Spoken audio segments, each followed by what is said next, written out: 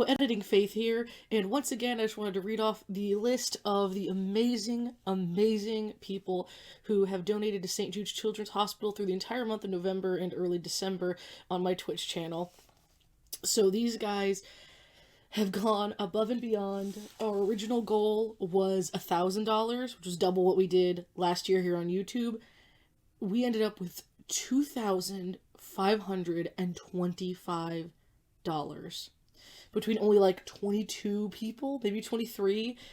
Absolutely insane, the amount of generosity that we've seen this holiday season for St. Jude with you guys. So this is probably going to be the opening to both this one, which is Sumeru, as well as the next one, which is the Shape of Things to Come, because I had those recorded already. All the rest, the list will be organically in with the rest of the video, just so you know. So we have to thank Nightwing, Technodan, Frank, Rogue2, Rich, Tommy Gun Servo, Mist Explorer, Curator of Entropy, Adam, Guido, Bleached Black Cat, Ryan, Roy, Jackie Ball, Dr. Donna42, City Forever, Stuffy Wuff, Kevin Nata, Servo1991, Angry American, Roland, and the It in Fit. And between these guys and the insane amount of money that they paid, that they donated to this incredible cause, we have 1, 2, 3, 4, 5, 6, 7, 8, 9, 10, 11, 12, 13, 14, 15, 16, 17, 18, 19 reviews coming up in the next several months, we'll say, just to give myself some time. Nearly 20 reviews for YouTube were donated enough for. That was my biggest reward point. So a ton of the amazing stuff that we'll be seeing in the next several months on the channel is thanks to these guys. Obviously the whole credits will be read on every single one, as well as they will get their own special shout out, any notes or whatever, so you guys know exactly what review is thanks to what donations and how incredible these guys are.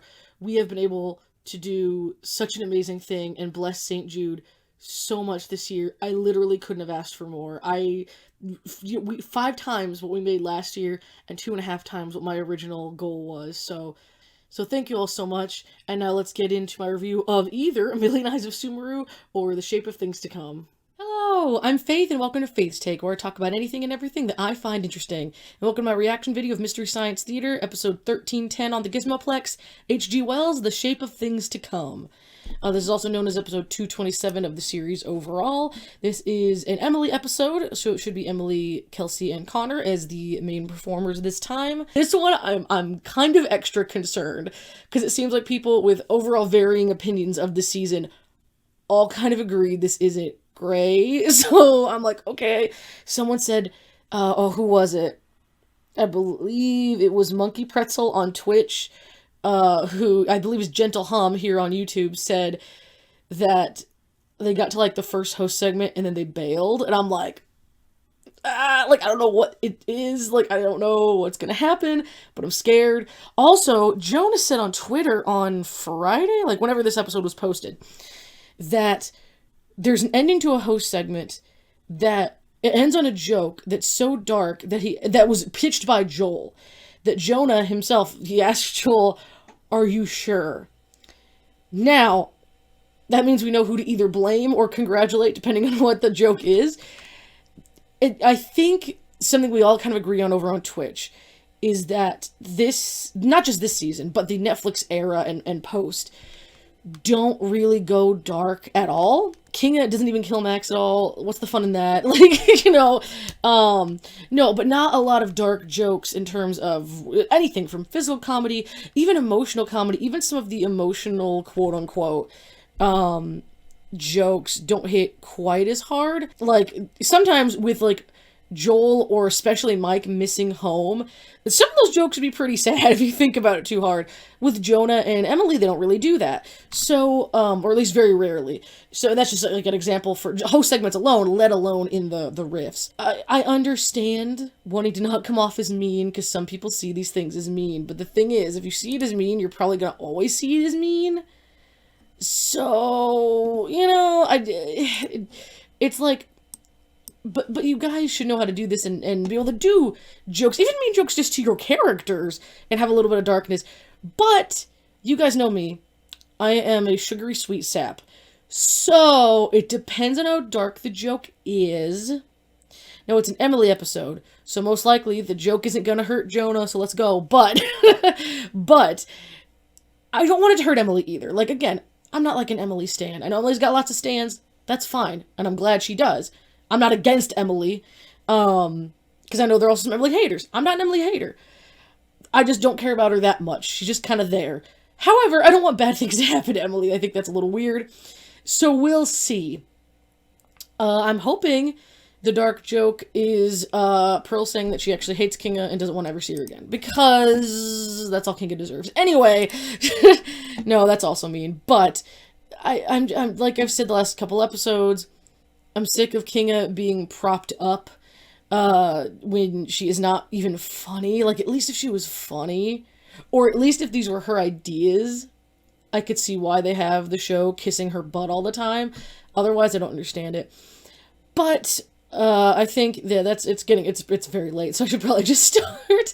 But I am ready to dive right into this, so let's get set up for Shape of Things to Come. So I believe this is vaguely based on an H.G. Wells story from what I've heard. I know very little about this film, this episode, other than what I just told you. So let's read the description. In the theater, the crew watches as 3 people and their robot friend try to put, so it's like an inverse, try to put a stop to an evil plot to destroy the colonies living on the moon in H.G. Wells' The Shape of Things to Come from 1979. Meanwhile, the SOL... Well, hang on. Meanwhile, the SOL, the bots roast the robot from the movie. Okay, I think Monkey had said on Twitch that the host segment, they were like, was a roast of some kind. So, like, that's like, okay, I'm so scared. I'm so excited. I'm so scared. That's how I feel with every single episode this season. I'm like, I want to be excited, but I'm actually just scared. I'm trying to be as positive as I can and find the good things in it. There's also happens to always be a lot of bad things. Anyway, let's get into it here. Half tracks spelled like riff tracks. Sure was nice of the Mads to give us this fancy new vehicle. Maybe now we can do some I'm glad to see these guys. I'm very worried. I say I'm glad to see. I'm not glad to see Waverly. Well, Waverly got better. Waverly got better, I think, in season 12. But I really like Growler. Please don't hurt him. Maybe being a bonehead ain't what it's cracked up to be. Yeah, didn't all the other ones die? The bots say today is their annual condiment taste test, and wow, I'm in a bit of a pickle here. Sriracha. I think I'm gonna go with the classic ranch. Because I'm from America, so I don't really like too much flavor, and it's mayo. It's just too spicy. She get it? She's white. That's worth rolling down the window of your Rolls Royce for. And I'm going with sriracha because it's fun to say. Sriracha. Thank you, Gypsy. Jeez. Oh, or GPC. My sauce. She fell for it, you guys. Oh, robot taste Maybe next year test. do a robot But weight bots loss can clinic. eat. But the bots can taste things. The bots eat things all the time. Don't be Emily, mad. come on, we always haze the putting- new host. Yeah, She's putting it in we the sent cover the box. last guy undercover as a contestant at a beauty pageant. Wait, you did what? Hey, Crow, that's the plot of Miss Congeniality. Yeah, I was about to say that never happened. Kick it to Also, make I will every say, potent that was a little potable late into for a bot show-stopping hazing. Usually it's in like the thrill first ride. Just episode. watch. Oh, 10. Hey, look, a joke where we don't have to actually show anything. Isn't it easier? Who cares about shitty props? We'll just use no props at all. Get this picture taken. Today's experiment is what happens when you take the title of a public domain novel, fill it up with sub-Battlestar Galactica junk, and then dump a Jack Palance on top. I Let's dare go. you to I understand. don't understand why you couldn't build the coaster big enough for me to ride on. That was the best part that came out of that invention. That was the best thing to come out of that. Ooh, I hope the shape bop. of things to come is a rhombus. Always with the space This is movies. just like Spaceballs. Rick Moranis is good at everything. It's true. I only have one marble. This is Phobos 4 to space control. A Bowie reference is the goal. Don't say what the reference is. Just do it. If it's a song, just sing it. I knew it was a Bowie reference. They are getting there. Meanwhile, at Netflix, Alexa, play Steely Dan Asia. Alexa, play Steely Dan. Oh, jeez. We briefly used an Alexa for like several months, and it was just like that. hung up on it. Whoa, this guy's spacesuit is very lung forward. That's what I was thinking! Like, they have giant lungs on his chest. Jason Cabell here. Ah, commercial sign. Whole city's on yellow alert. We have to leave Epcot right now. Yeah, thank you! It does look just like that. Like, run as dorkily as you can. Oh, I just remembered something to add to my eHarmony profile. Knows every Blue Traveler's song by heart. There. How do you spell global thermonuclear war? 86753. Emily, what would you do if you had 45 seconds to live? Oh, I don't know. I'd probably just take it easy. No need to stress the seconds away. You know, life can be full of this go, go, go mentality, and if you just stop to just be, you'd find that happiness lies within. That's very zen of you, Emily. Oh, well, I'm just kidding. I'd probably just break out the flamethrower and tear it all down. Yeah. That was good. There's this whole, like, everything would be chill. We I'm shouldn't have made our dome out of... What do I really want, Doctor? I'll tell you what I want. What I really want. This is madness. You're talking more like a blackmailer than a man of science. John, don't provoke him. Well, Now yeah, listen that's to what me, happens Willis. with people in government We power. will never surrender. Please. I always love a good Roger Rabbit line. You mean your threat? These guys know how to push my nice, like, 80s buttons. Even though I was born in the 90s. He Because looks they give us good. Roger Was he Rabbit and wearing a Fraggle cape? and Little Shop, and I will give them credit for those, for sure. We found the pilot. Might want to bring a sponge. Ew, no. You identify this bucket full of the pilot. Can't put you back together again. Why won't you let me die? Oh no. Lomax. Jane in the pan, but a robot. Data stored in computer baffles, it would seem. I hate this robot voice. There was something weird about that circuitry. A The boot. robot was programmed to blow himself up. This one. I might be from the moon, but I'm from Moon, It's Canada. a mixtape. So far, it's not that bad. There have been some actual decent jokes in it. There's some where I'm like, okay, that went on a little long, or like, don't explain your joke. Don't say it's a David Bowie reference, just make the David Bowie reference. But I've gotten some actual laughs already. This is closer to Sumeru than a lot of the others so far, which makes me very concerned about this host segment, because that's when people were saying they bailed, and I'm like, so I'm a little nervous. I guess we'll see how we'll see how it goes. Meanness Club since 2021. Thank you, but and like, good evening. Well, I guess it's all... May I say real quick, did they not realize these episodes would be coming out in 2022? Or did they think this one would be out in 2021? Because there were no episodes in 2021, so it's saying, like, found in 2021 doesn't make any sense at all. If they had said 2015, or, 2016, you're referencing the beginning of the Netflix era. If you said 2022, you're referencing this. If you're saying 1988, 89, you're talking about when the show first started. Very bizarre to have it say a year that has literally no significance in Mystery Science history other than these being, like, shot and made, right? The Kickstarter even was 2020, so very weird for it to say 2021 when that means nothing to these guys, unless they originally thought they would get some of these out in 2021, but I don't think that was ever the case. I could be wrong, but I don't think it was. Either way, very weird to not have it be a significant year or a jokey year is very weird to me. Hey now. Hey. You're an all-star. always roast the Game boss on you and go love, play. which is why there's nothing PC about our next roaster. Give it up. Yeah, for okay. PC. You literally changed her name for PC reasons. Like, not saying whether that was wrong. I'm just saying that makes that joke seem even more ironic. Crow, you're not funny. Okay. Like, I get the joke. I get the joke that she's supposed to be drunk and therefore not making fun in a funny way. What is the line? Where it's in Replica, where Bill's like, my irony meter just exploded. Because none of these jokes have been funny. Like, not even in an ironic way, really. So then having Gypsy come up and be like, yeah, you're not funny, in this sketch technically makes sense, which makes her bit logical, not necessarily funny. Also, I would not have had the guts to have this. I'm sorry that I say Gypsy and GPC interchangeably. I literally forget half the time that her name is changed. Because also they don't say it. They said it a lot in the first couple episodes, and now they don't say it, like, at all, or also, she's not in a lot of them. But to have GPC talk to Crow like that, when it's this Crow, I also would not have done, because this Crow is the one that is not only new, so that was a risk regardless. Maybe, I mean, because I think at this point, Kelsey was officially Crow by this episode. From what I've heard, that could be wrong. Maybe it was still Nate, but I thought it was Kelsey. In which case, that's even a bigger leap to do that, because it's the first ever female Crow. Y'all already know how I feel about this voice.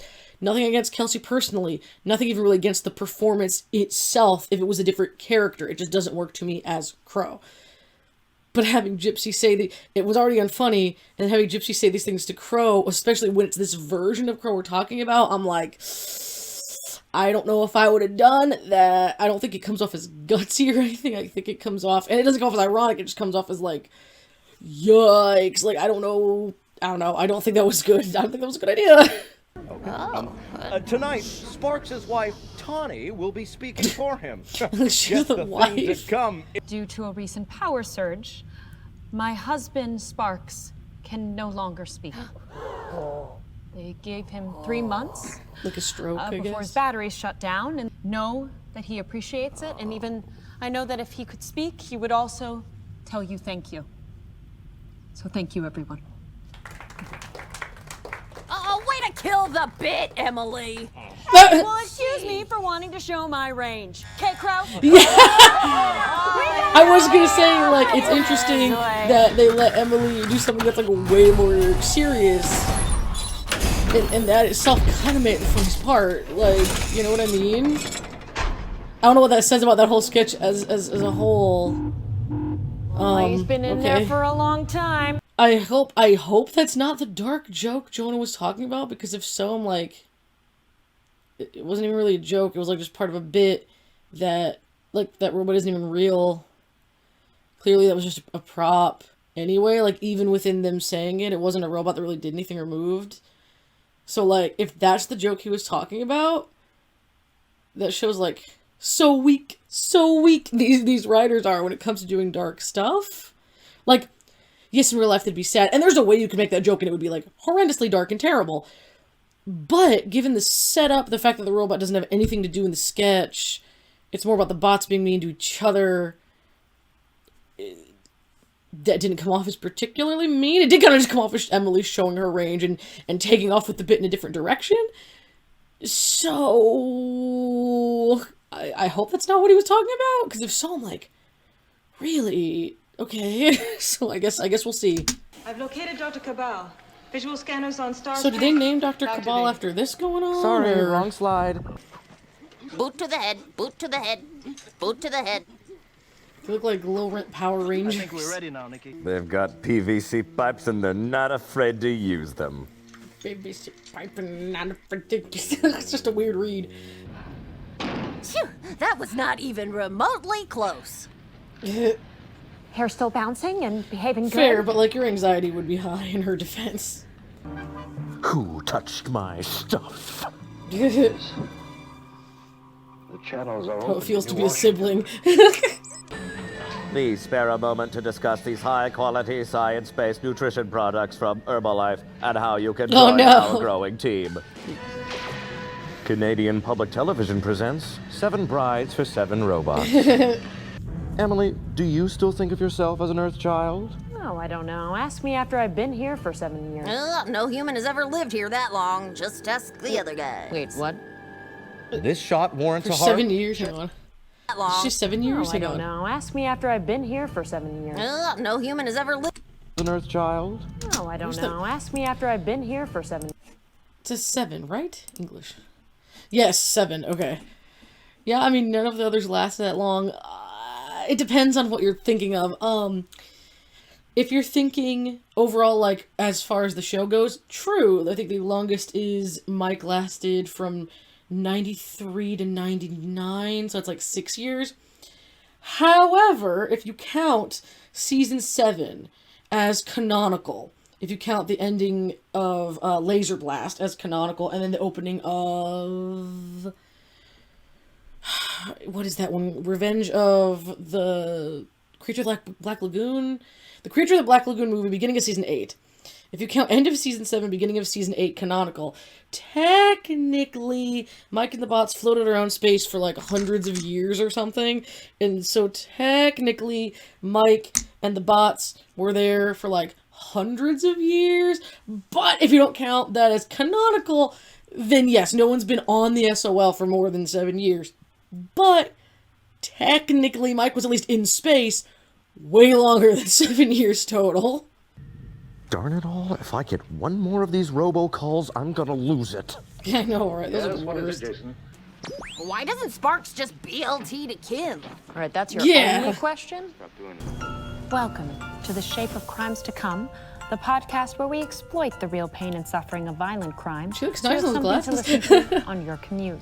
I'm talking to Tom Servo, self-taught forensic scientist, amateur UFC fighter, and host of the podcast, Servo Up the Truth. It's all in my book. Lifting weights and lifting truth. Real talk from a guy who never... If you're just joining us, which would be weird, this is a podcast, we've been hearing from someone who was nowhere. And Billy Joel was the original conspiracy podcaster? Wow. Sing me a crime, Piano Man.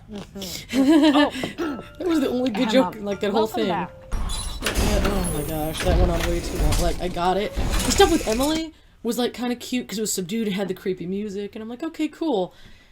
And then just like went off the deep end with like, you get the joke in an instant, so you only need like 1 or 2 lines with it, and then you can just move on. That's like conspiracy, because like, yes, there are a lot of podcasts that talk about that kind of stuff and whatever, you know? Like, I don't even listen to anything like that, and I already know all the jokes and what they're gonna say and what it's about, you know what I mean? So that was mostly just boring. The Emily in her like setup was cute. So it's called Kids Bop. We do radio-friendly covers of pop songs and take out all the dirty stuff. I should have asked for an epidural. How to Pretend You're Not Dying, Chapter 1. So like I said, if you're gonna have Gypsy pop in, have her just be in for a segment, but now my question is, why is she in for this segment and not like just the whole episodes, you know? It's like, I like this better than her just popping in for like 2 lines and leaving, because I always thought that was a little odd, especially now that she's bringing in the cooler or whatever. But it is weird that now she's in for a segment with no explanation. But you know, this ain't the season to watch if you're looking for any kind of explanations. Country called. There's no earthly way of knowing which direction we are going. No, so. What the hell was that all about? Seconded. I believe we have been through time. I have many impressive things to show you in my citadel. Like this sit and spin. All right, let's get on with it. How do I get to the citadel? My guard robot will bring you. John, this could be dangerous. Aware of that. It seems to have really slowed down in terms of how good the riffs are. It started out decent, it's gotten progressively slower and like, or not slower even, just like less laughs for me. How does Sparks play? Crow love is powerful, but its power is a curious thing. It can make one man weep, but another man sing. That's the power of love? That's the power of love. But it's not really love if you program us to feel it, right? Doesn't true love need free will? Honestly, love is kind of the opposite of free will. When you're in love, you find yourself doing things you really don't want to do, like moving to Galveston or thinking you're into ska music. Ska music? Well, I'm sold. Hook me up. No dice. If you would just me, will I start loving these movies? Maybe. I mean, this movie's kind of adorable in a factory reject Beanie Baby kind of way. Maybe all it needs is a little love. And love will make the movie better? No, it'll still be bad. You just won't be able to tell the difference anymore. So, love makes you kind of like some stupid. people obsessed with these episodes. Oh, what a shame. He'll never win the Showstopper Challenge now. Yeah. Bonk. That was boring as heck. And all those kids never got saved, by the way. They're all gonna die out there in space. So... Okay, listen. This episode... was not the worst of the season, because it didn't really make me mad, but it also wasn't good. Like, the first 20 minutes of riffing had a few laughs, genuinely pleasant riffs, you know, was pretty good, pretty solid. But it's like, the host segments were so long-winded. Like, none of it made me angry. It wasn't like with the King of Stuff or anything like that where I was upset, but it was just really boring, and you'd get maybe one or two good little lines or like a hey, okay, out of it, but that was it. I didn't really get much else from it. So, like, when it comes to host segments, and then when it comes to the riffs, it feels like it just got, like, progressively more and more boring, or even if the riffs were still coming at a decent clip, they just weren't that funny. They were just kind of there to fill space, you know. One thing that was interesting is they did have Gypsy in for, I believe, a full segment, like the third movie segment, which is cool, because I was thinking, like, if you're gonna have Gypsy pop in for, like, 10 seconds anyway in an episode, if you want her in the theater, just have her in the theater, and they did. So, okay, that's, like, I guess an improvement in that way, but there are two issues with it. One is that it wasn't explained at all. This ain't this season to give you any explanations for anything they do ever. And secondly, I think that her voice is somewhat too similar to Emily's voice. Like, if I wasn't, not like I wasn't paying attention, but if I wasn't trying to discern specifically who was saying what, some lines I could definitely tell were Gypsy, and then some I had to look up to see if her mouth was moving because I couldn't tell. I don't, you know, blame particularly either actress for that. You know, but I know some people have the same thing with Jonah and his crew where they need to have subtitles on sometimes to tell who's talking. And I'm like, that's a big yikes. I think it's weird that, like, all previous iterations of these guys, you can distinctly tell the difference between the voices. And I think with Emily's crew, you can until you bring Gypsy in, and then you can't anymore. So really, if you're going to bring Gypsy in, maybe you should only do that on Jonah's episodes because she's the only female voice that'll be in it, and it'll be distinct. With Emily, she's the third female voice in it. Not to say some of them aren't distinct from each other, but hers and Emily on some reads were too close. It also doesn't help, again, that everyone in the show reads every line almost exactly the same. I think it's part of why it might be hard for some people to discern between Jonah, and I assume it's Hampton. I don't think you would confuse him with Baron, or like any of them with Baron necessarily. I think his voice, him doing the Tom Servo voice, kind of stands out a little bit more. But that's still a problem. Like, if you can't discern between these voices in that way, that's kind of an issue if you can't discern voices in the riffing. Again, it comes down to if the riffs are good, but the whole reason of having Mystery Science the way it is for the characters to also shine. I honestly think that the characters in this season, like, they are, like, refusing to let them shine, except for Kinga, who doesn't shine. They're just trying to convince you that she does. And that, to me, is a big issue, because the characters have never had trouble shining before this, and I think they would shine a little better in the Netflix seasons than in this. So it's tough. It's tough. I liked a couple things with Emily. I think this is finally an episode where her personality is becoming more fleshed out for me. Because, like I said, I have nothing against Emily as a performer at all, but I don't think they're writing her a lot of great stuff. And so I think the one thing of hers that really stuck out to me before this was in Dr. Mordred, when she went on in the credits about what is and isn't a Christmas movie. Like, that was a fun bit. And then in this one, having her at the end of the really terrible, like, bot roasting host segment was fun when she was like, you know, excuse me for wanting to show my range.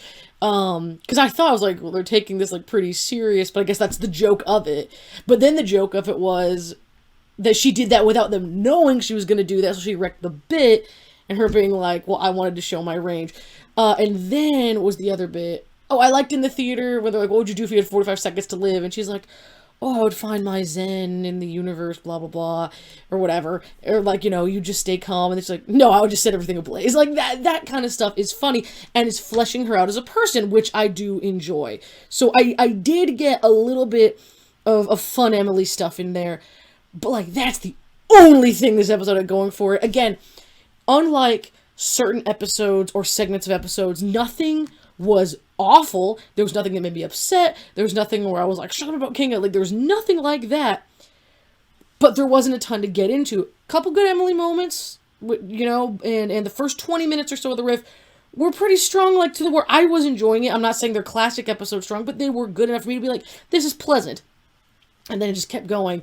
And it just got more and more boring. Even though they had plenty of riffs in it, again, a lot of them feel like riffs to fill space or nothing particularly spectacular. Again, kind of neat that they had Gypsy in it for more, but I do think the voice doesn't differ enough. Hello, Editing Faith here. So for some reason, the last couple minutes of my Shape of Things to Come review don't exist. I don't know what happened to that reaction. The last couple minutes just disappeared when I was editing it. Not when I was editing it. It must not have been there. Very odd. But regardless, I was about done anyway. Wherever it ends that you guys see in the edit before I pop up right here is about what I thought. But I will sum up real fast. I think it says a lot about this episode that since I watched it for this reaction to now, this current me editing it on December 11th, I could not remember nearly anything about it. I couldn't remember whether I liked it or hated it. I couldn't remember whether it was great or terrible. I couldn't tell you what the movie was about. I couldn't tell you what the segments were about. I forgot everything about this episode. It was so forgettable, and I think that sums it up. This is one of, if not the most forgettable episode of the season.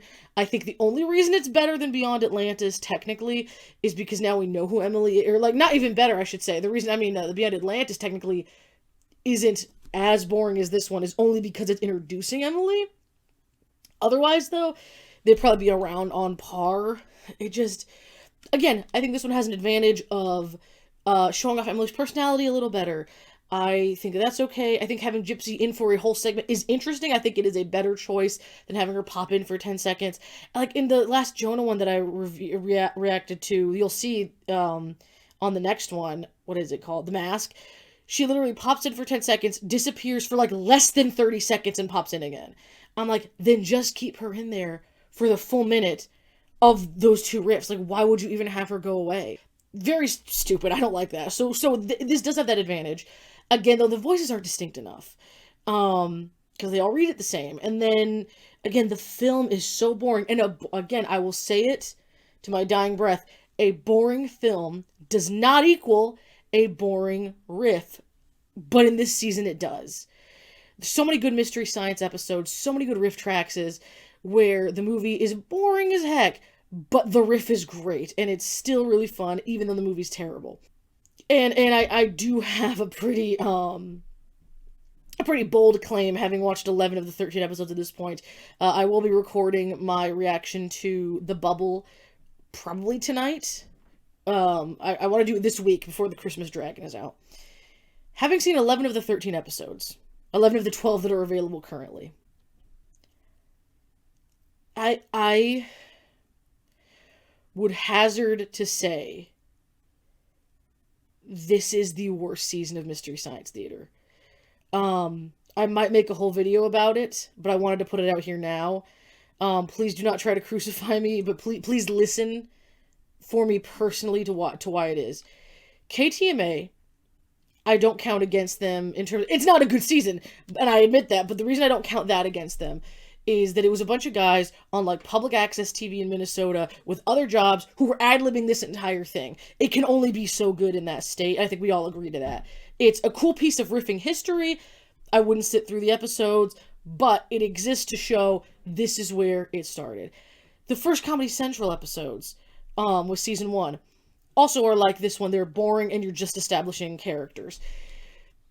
But again, I think the difference is no one had done this like this before. They had just started it, and they're getting their sea legs, which I give every host. They need to get their sea legs. But the difference is, like in every season, the cast and the writers need to get into it.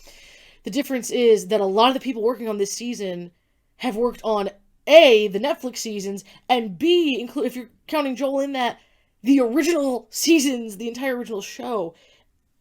And they're still all shitty. That's the thing that gets me, guys, is like you have all these people that either have been actively part of this since 2017 and earlier, or you have people that have access, just like you and me, to hundreds, if not thousands, of individual riffs between movies and shorts, Mystery Science Theater, and riff tracks, Cinematic Titanic, film crew. You could binge all of those and learn how to do this right, I feel. I'm not saying I would be as good as the original, but I'd like to say that most of us just big fans of the show, could write better and more consistently than these people are.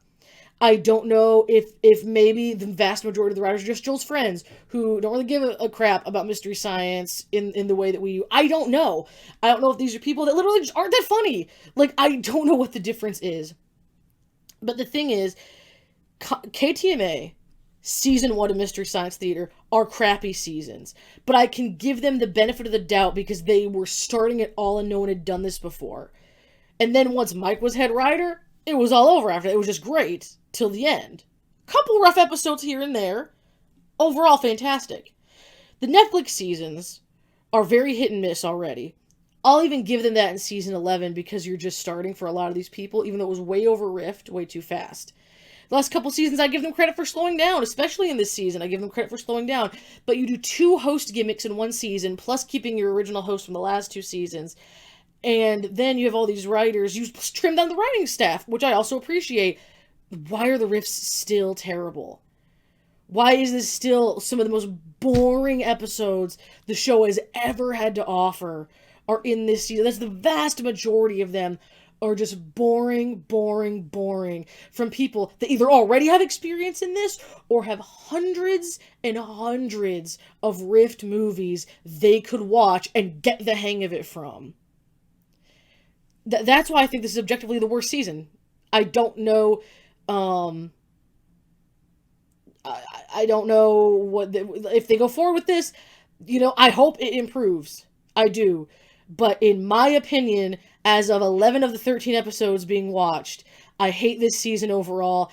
It is absolutely terrible. I probably would have abandoned ship after Gamera, and I think the only reason I would have gotten that far is to give both of all the hosts a chance in terms of this version, and then Gamera because it's Gamera. And outside of the host segments, though, that episode is boring, and so I just think that this season is almost a complete waste of time.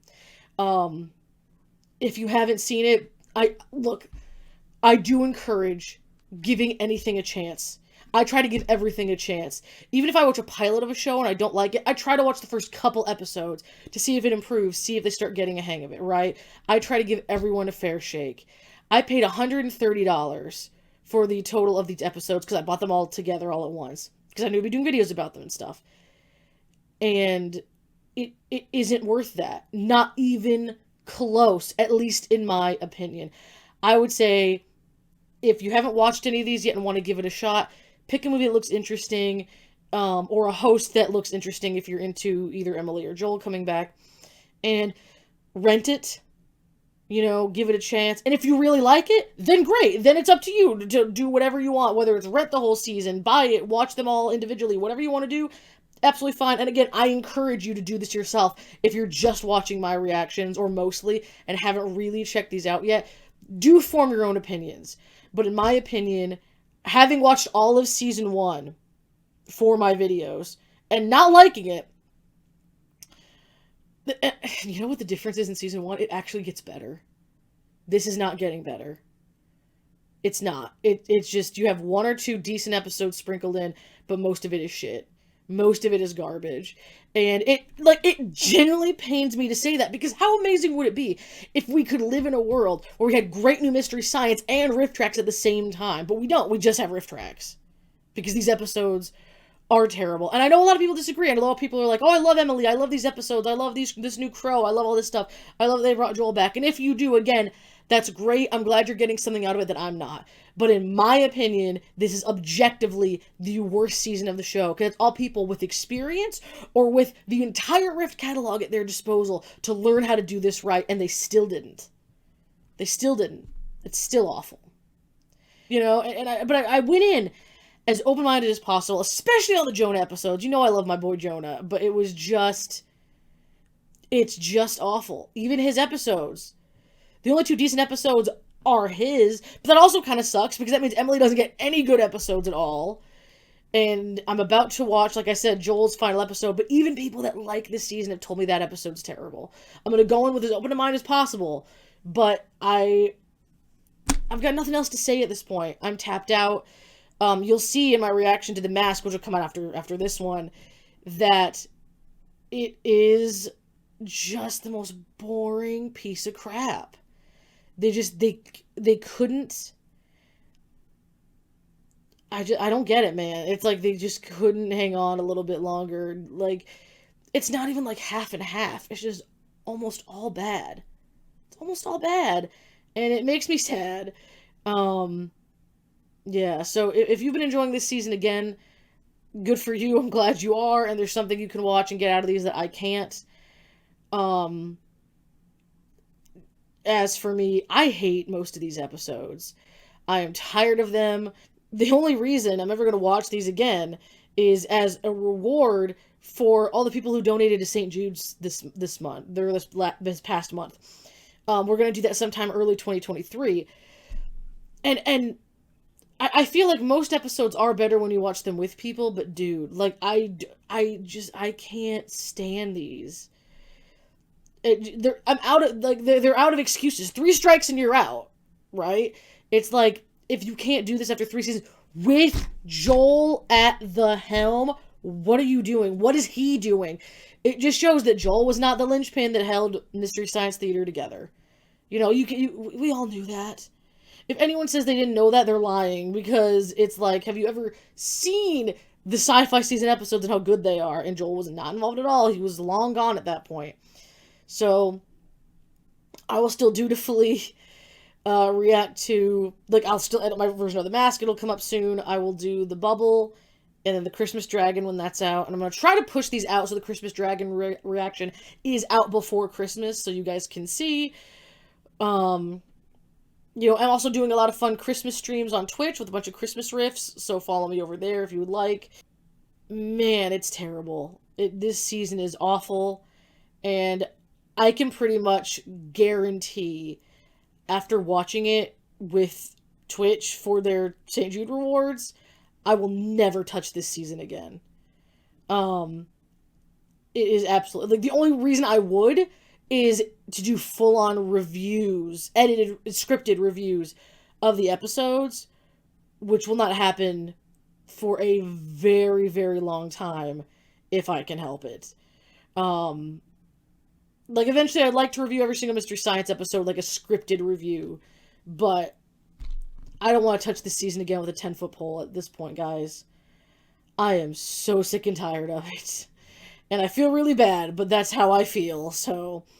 But as always, thank you all so much for watching. Thank you all so much for hearing me out and hearing out my opinions.